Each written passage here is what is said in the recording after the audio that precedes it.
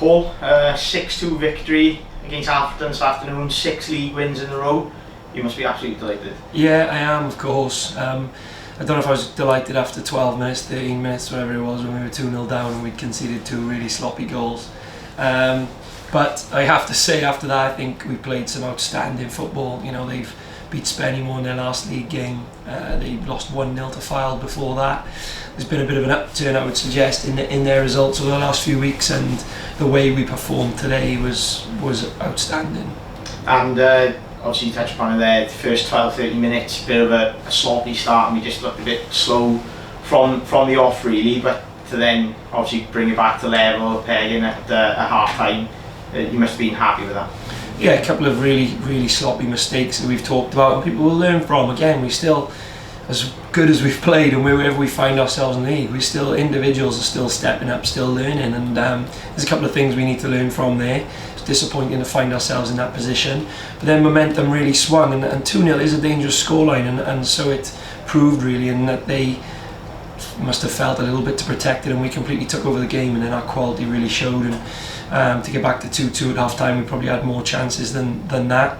And in the second half, then it was some fantastic football, and it's really difficult to pick people. Obviously, Rick, you know, I think I just spoke in a change room. I don't even think I mentioned Ricardo and his 3 goals because you're just expecting it now. But there were some wonderful finishes in there. The one with his left foot over the keeper, first time finish off Cole's cross. You know, Cole scoring 2, crossing that one for Rick, and playing a part in other goals as well. Lewis's dink over the top for the 1 goal. He deserved his goal today because he received it in the pocket so well, and caused them with problems every single time he had the ball. I thought Tom Hanley had a really good game. You know, it typified it. Matty Harris near the end they've got 6 men around him. He brings it down and half volleys it in behind for Twamas to go on the attack again. And we were playing with real confidence out there in the second half, and it's a joy to watch when the boys are doing that.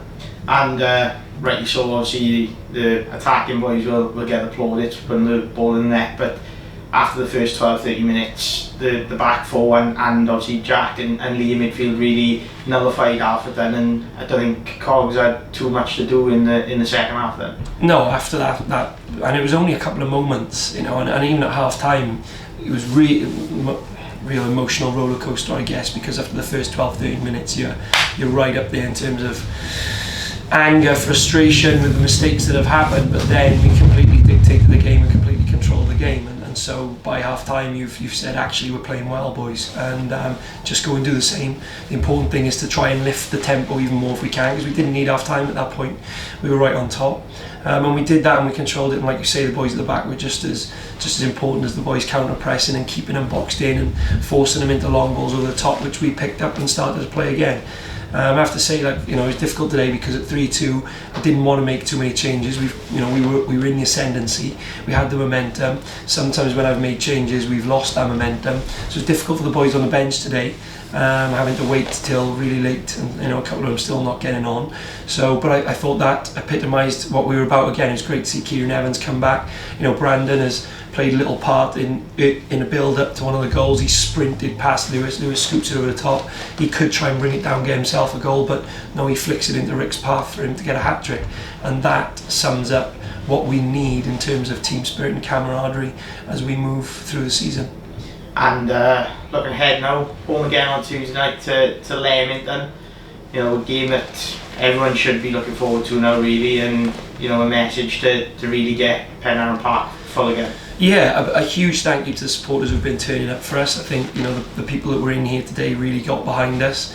I have to say, to be where we are in the league and have won 5 on the bounce going into today, 6 on the bounce now, I don't know if 1,000 people is going to be enough to maintain this standard of football and the standard above. If people think we're going to go higher, you know, I touched on it, like when we got promoted, we can go as far as the community wants us to.